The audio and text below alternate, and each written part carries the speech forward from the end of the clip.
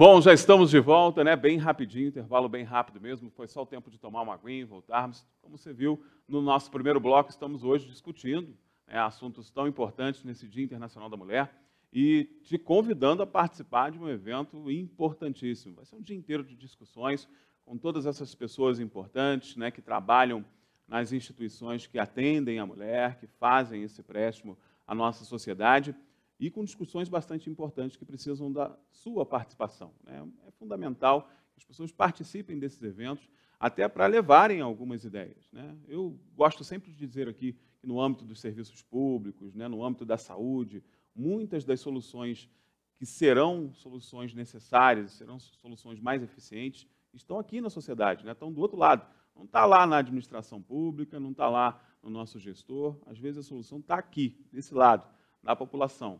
A população precisa se colocar, precisa falar, precisa participar. E é sobre essa participação que a gente começa falando agora, né? Adriana, tem vaga ainda para o pessoal participar, pode fazer inscrição. Eu sei que o Teatro do Sesc é um dos nossos maiores espaços da cidade, né? Que bom, porque eu tenho certeza que vai ficar lotado, né? Mas dá tempo para participar, como é que faz a inscrição? Bom dia. Até ontem a gente já tinha uma média de umas 130, 140 inscrições. A gente pode chegar até 200, ainda tem poucas vagas. Está acabando, gente. Está acabando, a gente está tendo uma boa procura. Inclusive, quero até ressaltar, né, o papel do SESC, como é importante esse trabalho, esse evento para a gente, não só para o SESC, porque a gente, como a Patrícia, a gente estava conversando no intervalo, que a gente percebeu que cada uma fazia um papel diferente em determinado lugar, cada uma atendia a mesma mulher. E o SESC, a gente trabalha muito através da assistência e da educação, a gente trabalha com comunidade, com as escolas, tanto do ensino fundamental e do ensino médio. E eu venho trabalhando com essa demanda já há uns 4 anos, e eu reparei o aumento, né, dessa violência, às vezes não tão deflagrada, a violência chega a ser física, mas eu reparei a violência tanto nos adolescentes como nas mulheres, e a gente vem trabalhando esse trabalho através da educação nas escolas, nas comunidades, que a gente reparou a partir do ano passado, quando fui procurada pelo Ministério Público, e logo depois também pela Secretaria da Mulher, foi muito importante esse trabalho, está sendo muito importante para a gente, porque desde janeiro que a gente está tendo nossas reuniões, nossos encontros. E a gente tem essas conversas toda semana sobre essas demandas. E a importância da gente trabalhar em conjunto. Legal. E fazer projetos e parcerias que a gente trabalhe em conjunto, que a gente consiga levar mais conhecimento até essa população. Porque o SESC sozinho, ele é o SESC, a Secretaria da Mulher, ela fazia o papel dela lá, o Ministério Público, cada um com seu papel na sua, né, na sua instituição. E o importante de fazer esse trabalho junto é isso, de levar mais esclarecimento. Minha preocupação, né, das primeiras reuniões, que falava de trabalhar em rede, era exatamente isso, porque não é uma coisa só para a mulher, dela saber o direito dela e aonde ela pode procurar o direito dela e qual papel cada um tem, mas também de conscientizar o homem, que é o que a gente falou aqui no primeiro bloco, família, de uma forma geral, a família, né? Em família geral, que queremos respeito, né? Não é uma questão... É respeito mesmo, quero ser tratada de igual, exatamente isso. Queremos nosso lugar no mundo, na sociedade, que a gente espera viver numa sociedade que a gente não tenha mais que ter esse tipo de debate, né? Que todos têm seus direitos. Na verdade, nem seria necessário, né? A gente não tinha que estar aqui para falar desse tipo de coisa, né? Exatamente isso. Mas que bom que a gente tem essa oportunidade, né, de juntar tantas pessoas importantes, tantas instituições. Eu falo do SESC com muita propriedade, porque desde que comecei minha carreira na comunicação, isso já tem um tempinho, né? Desde que comecei, sempre enxerguei o SESC como um parceiro da sociedade. Não só para o comerciário, não só para o associado, não só para aquele segmento que o SESC representa, mas, de uma forma geral, para a sociedade inteira, né? Eu lembro que a minha filha está com 24 anos, mas a minha filha estudou na escolinha do SESC. Então, olha a parte educacional sendo prestada, né? Olha a questão cultural, que eu não preciso nem dizer, né? Que o SESC ele é o protagonista da cultura em muitos municípios, sobretudo aqui no interior do estado do Rio de Janeiro. E receber um evento como esse é uma resposta social que o SESC sempre dá, né? E ainda tem gente que ainda bate no SESC, ainda quer tirar verba, quer acabar com... olha, é uma beleza, né? Esse país precisa crescer muito. Agora, a Marina me falou um negócio ali no intervalo que eu queria aproveitar para a gente levantar um outro lado da discussão aqui. Você me falou que muitas vezes a mulher acaba não entendendo aquela violência como algo violento. Ou seja, é assim mesmo, minha mãe apanhava do meu pai, meu avô batia na minha avó. Isso é muito percebido, Marina? Então, o que a gente observa muitas vezes nos nossos atendimentos lá na DASP, que é a equipe técnica do Ministério Público, é que as mulheres elas têm uma dificuldade de entender de fato o que é violência, vendo a violência apenas como violência física, não conseguindo entender que um xingamento, um empurrão, se importar com a roupa que você usa, querer mandar nos seus amigos, no que você vai fazer ou deixar de fazer, você vai fazer ou não faculdade, se você vai estudar ou não, se você vai poder ou não trabalhar. Me dá a senha do teu celular, que é a moda agora, né? Me dá a senha do teu celular. Exatamente. Principalmente isso acontece muito entre os jovens, como a Flávia falou. Que a gente tem observado muito que é uma crescente entre os jovens se envolverem em relacionamentos abusivos, onde a mulher é subjugada. E a gente precisa trabalhar a questão do empoderamento. É verdade, gente. E essa questão eu brinquei aqui com o negócio da senha do celular, mas isso é muito sério, é muito mais do que apenas confiança, porque não é uma relação de confiança, é uma relação de respeito. Você quer respeitar o espaço, as pessoas têm seu espaço, têm a sua... que não quer me dar a senha, está fazendo coisa errada. Tem até música que fala isso, gente, pelo amor de Deus, né? Isso é o tipo da cultura que acaba desencadeando em atos violentos, acaba levando a questões que a nossa sociedade tem que combater, não fomentar, né? Não fazer música, não fazer isso virar meme, né? Aliás, a gente tem muito isso, né, doutora Carla? A gente tem uma tendência a romantizar, né, essa questão, que é isso que a Marina falou muito bem, né? Virar uma coisa cultural, não entender aquilo como violência, mas tem uma tendência também de levar tudo para o lado do engraçado, né, do satírico. E isso também, de certa forma, é prejudicial, né? Não é engraçado. Não, com certeza. E uma das coisas que a gente está falando em aumento de casos, né, a Patrícia bem pontuou. Agora, uma coisa que eu não posso deixar de falar é que essa violência doméstica ela está muito vinculada também ao uso abusivo de álcool e drogas ilícitas. Né? Então, isso é uma reflexão que a gente também tem que trazer, e por isso a gente fala trabalhar em rede, que a gente vai vendo cada vez que a gente uma fala, é uma situação nova que se levanta. Vai sincronizando aquele assunto, né? Exatamente. Então, é muito comum, nessa naturalização, inclusive, chega na audiência, a mulher vítima fala, não, mas ele só faz isso quando ele bebe, ele só faz isso quando ele usa cocaína. Como se, assim, não, tirando isso, ele... Exatamente. Né? E a gente tem que pensar, qualquer ato de violência contra a mulher é um ato covarde. Né? É um ato extremamente covarde, porque o parceiro que assim age, ele sabe que aquela mulher dele, ou a filha, ou a enteada, está numa situação de vulnerabilidade. E ele se aproveita justamente dessa vulnerabilidade para praticar aquele ato de humilhação, de xingamento, de tortura, de constrangimento ilegal. Né? É um crime quando, por exemplo, uma mulher é obrigada a fazer algo que ela não quer, e a lei assim não determina. Né? Eu tive um caso recente de uma mulher obrigada a usar drogas pelo marido. Né? Então, são várias as nuances que a gente tem que analisar. O fato é que, em todos esses casos, o direito da mulher está sendo violado. A mulher está fazendo algo que ela não gostaria de fazer, ela está sofrendo algo que ela não gostaria de sofrer. Né? Então, é importante que haja essa consciência. A gente fala dos números do Brasil, são impressionantes, mas a gente vê, infelizmente, que isso acontece em todo o mundo. Nos países desenvolvidos, a gente tem casos, né, que a gente convive com a nossa realidade muito próxima. Então, tudo é uma questão de a mulher saber que ela não é obrigada a fazer coisas que ela não quer e nem a sofrer coisas que ela não gosta. Né? E aí, quando a gente fala dessa questão do adolescente, é muito grave, porque hoje em dia a gente tem muitos casos também, justamente essa questão do celular. O namoradinho exige que a namorada mostre para ele com quem ela está falando, e às vezes uma frase que ela não falou nada demais já é um motivo para ele deflagrar um empurrão.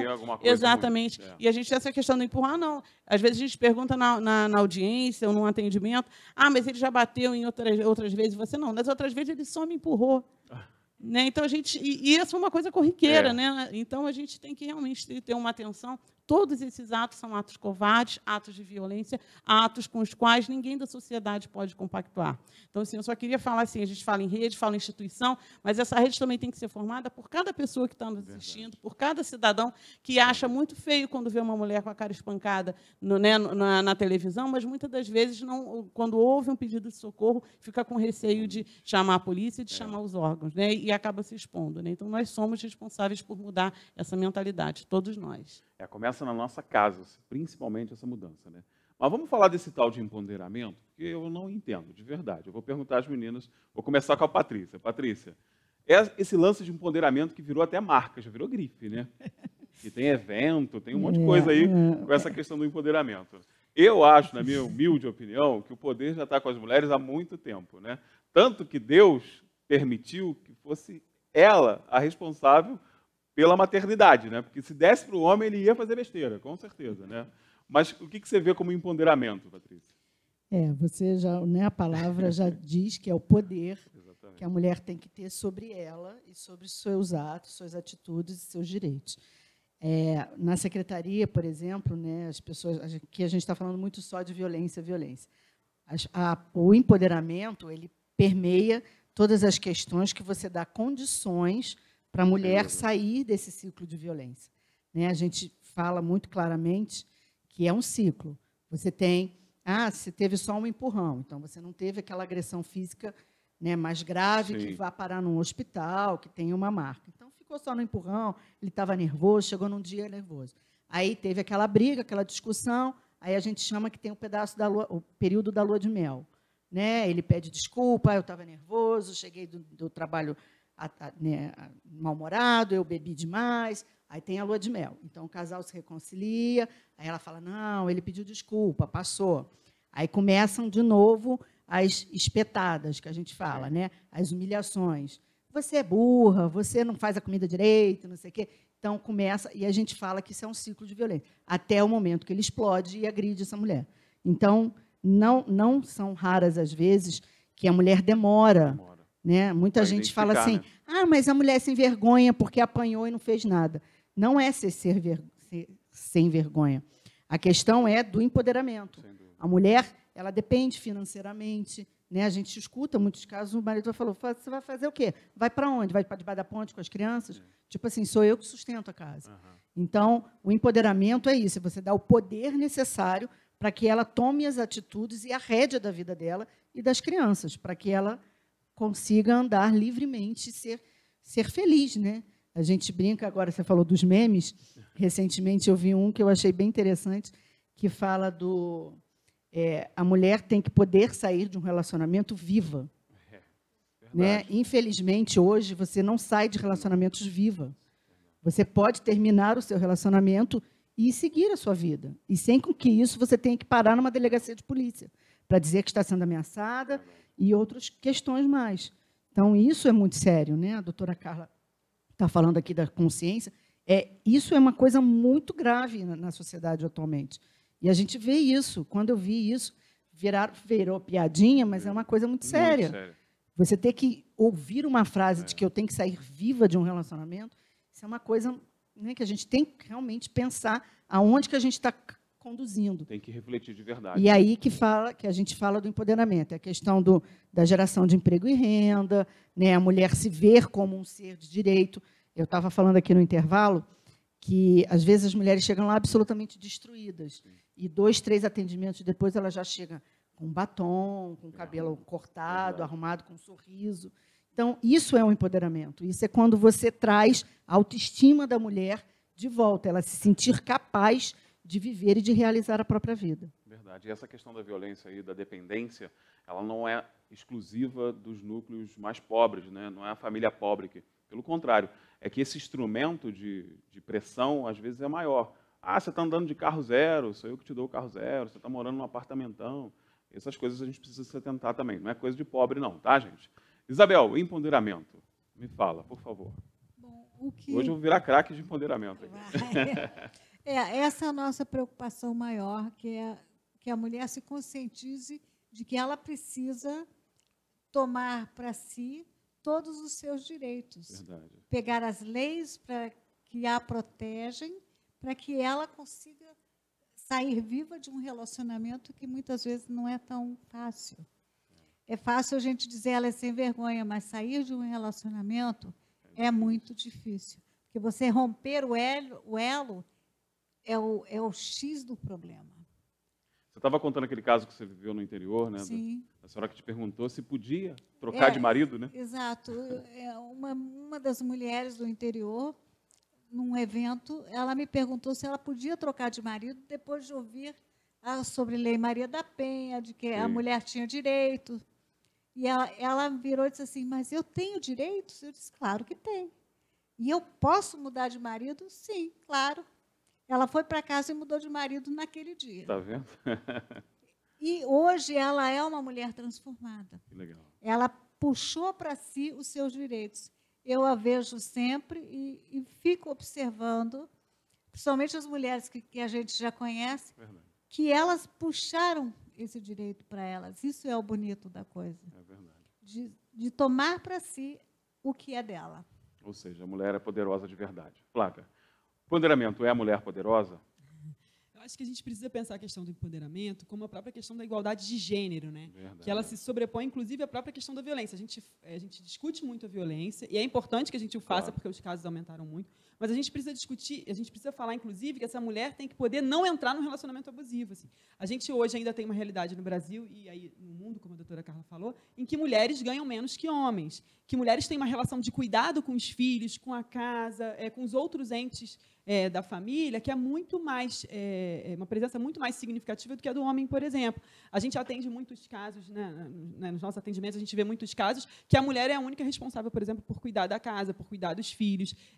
Muitas vezes essa mulher trabalha, ela participa da divisão financeira da família e ela ainda assim precisa cuidar exclusivamente, praticamente, dos filhos. Então, todas essas questões colocam a mulher numa situação que não necessariamente é desse tipo de violência que a gente estava falando antes, mas que é uma situação de vulnerabilidade, de maior cansaço, de maior dificuldade de se inserir no mercado de trabalho. Então, a gente ouve muita gente falando assim, mas ela não depende financeiramente do marido, ela trabalha. Às vezes, ela ganha até mais do que ele, mas ela também é vítima de violência. Por quê? Ela tem uma dependência que é afetiva, né? Ela tem uma dependência que é essa coisa dos filhos. A pressão familiar. A pressão também. familiar. Como é que meus filhos vão ser criados sem a figura do pai? Né? A gente sabe que, muitas das vezes, nos casos de divórcio, nas várias famílias, a gente vê muito isso. Nos casos de divórcio, o homem se ausenta totalmente dos cuidados com esse filho, então a mulher fica sozinha, responsável por cuidar dessas crianças, por se inserir novamente no mercado de trabalho. A gente vê que, quando o filho fica doente, quem falta o trabalho é a mulher. Então, assim, toda essa inserção da mulher, toda essa forma de sociabilidade da mulher, tanto no mercado de trabalho como nas relações afetivas, ela é dada ainda de forma muito desigual. Então, se a gente não pensar nessa questão da igualdade de gênero de uma forma muito ampla mesmo, a gente não vai poder falar necessariamente desse empoderamento. Porque, quando chega nessa situação de violência, ela já está muito machucada, e tão machucada que ela naturaliza essas relações. Assim. Então, é muito complicado. A gente precisa fazer um debate que é bem profundo na nossa sociedade, que é muito caro, porque a sociedade brasileira tem dificuldade de falar isso. Né? A gente ainda ouve muito, né, doutora Carla, Marina, nos atendimentos, né, Patrícia, Isabel, as mulheres falando, mas por que a lei só protege a mulher? E quando a mulher me bate? Eu olho o celular dela assim, mas ela também olha o meu celular. E ela, então, também não está violando meus direitos? Então, assim, essa dificuldade de entender que, quando a gente fala da proteção à mulher, é uma questão muito mais ampla dessa proteção. A necessidade dessa lei, né, que é a Lei Maria da Penha, ela é muito anterior à questão só do relacionamento, do meu relacionamento necessariamente com o meu marido. Né? Ela inclui toda essa forma de sociabilidade da mulher nessa sociedade que é patriarcal, que tem essa questão de gênero muito enraizada. Né? Então, assim, é uma discussão bem profunda do empoderamento. Né? Verdade. E, doutora Carla, muito do que a Flávia falou envolve essa síndrome da Mulher Maravilha, né? Que hoje a mulher tem que ser meio Mulher Maravilha, ela tem que dar conta de tudo, tem que dar conta da casa, tem que dar conta do trabalho, tem que ser competitiva no mercado de trabalho e tem que ficar bonita, tem que ficar linda, né? Senão, já viu. E tem marido que ainda fala, pô, você está com o cabelo assim, assado. Então, doutora Carla, não é isso que é o empoderamento, né? Na verdade, não é essa pressão. É claro que a mulher, cientificamente, dá conta de várias tarefas ao mesmo tempo, coisa que o homem não consegue fazer. Mas também não tem que ficar resolvendo tudo o tempo todo, né? Assim, eu acho que a mulher normalmente dá conta, né? A pergunta mas a que custo? Pois é. Né? O que isso custa para ela? Exatamente. Né? Às vezes ela é infeliz uma vida inteira porque ela assume isso porque ela acha que tem que assumir e não tem quem assuma, né? Então, assim, a gente, quando voltando a falar em rede, por exemplo, a gente fala muito também na questão da violência doméstica, mas essa violência doméstica ela também atinge, muitas das vezes, os filhos, da importância do conselho tutelar também ser chamado para essa discussão.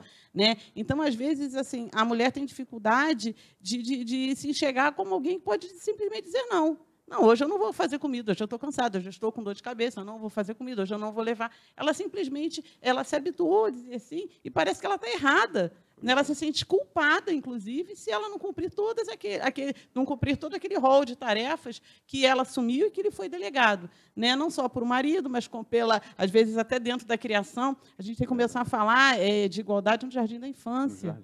Né? Porque, se a gente for pensar bem, muitas das vezes na escolinha, a menina fica com uma determinada tarefa mais feminina, né? Enfim, o menino fica com outras tarefas. Então, a gente tem que começar a falar isso para essas gerações que hoje estão no jardim da infância, estão no ensino fundamental, para que a gente não esteja discutindo isso daqui a 40 anos. Porque, se nós fizermos uma retrospectiva, eu acho que há 40 anos a gente tinha muitas dessas situações que a gente está colocando aqui, e elas são as mesmas. Não tenho dúvidas que muita coisa melhorou. Houve avanços. Mas, por outro lado, se a gente pega alguns casos que parece que a gente está lendo assim, um conto de 1940. Mulheres que simplesmente não podiam sair de casa. Eu peguei um caso mais ou menos recente, que o pai simplesmente proibia as crianças de brincar. Porque ele não brincou quando era criança, então ele achava que fazer isso com não. os filhos. Exatamente. Né? Então, assim, isso a gente está falando hoje. Né, a coisa que há 40 anos atrás faziam com ele. Então, a gente andou, mas a gente tem que andar muito mais, porque senão daqui a 40 anos a gente vai estar falando da mesma coisa. A gente tem que progredir, né? Pelo amor de Deus. Adriana, empoderamento. Concordo com todas, né? Inclusive a questão da educação, a doutora Carla falou, muito importante a gente levar isso desde o jardim da infância. Como a Flávia falou, não tem como a gente falar de empoderamento se a gente não discutir muito sobre igualdade de gênero. Porque parece que quando a gente fala de igualdade de gênero nessa sociedade, como a gente estivesse falando de um anticristo, né? Uma coisa assim... E como se estivesse falando de segregação, que é justamente o contrário. Não é, exatamente. A mulher ela precisa ser conscientizada da importância desse assunto. Não só desde o jardim de infância, sim, de falar sobre esse assunto. Né? Porque é dali que a gente vai trazer o conhecimento para a sociedade dos nossos direitos, que exatamente o que você afirmou no começo, somos poderosas, sim. Mas para a gente tomar essa posição que somos poderosas e que podemos mudar a nossa história, porque podemos ter um salário igual ao do homem, por quê? Porque nós somos capacitadas, nós estudamos, né? Não somos frágeis, sexo frágil, esse negócio já é uma coisa ultrapassada. Né? Então, é exatamente isso que a gente quer.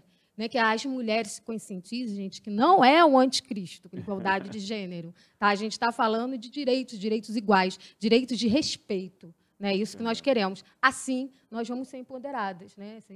Definitivamente mesmo conquistar nossos direitos. E é uma questão de conquista, sem dúvida. Marina, ficou para você a última, hein? Todo mundo já falou tudo, né? Todo mundo já falou, né? Não, então eu quero falar um pouco sobre o processo de desconstrução, que todo mundo falou muito sobre o processo do empoderamento.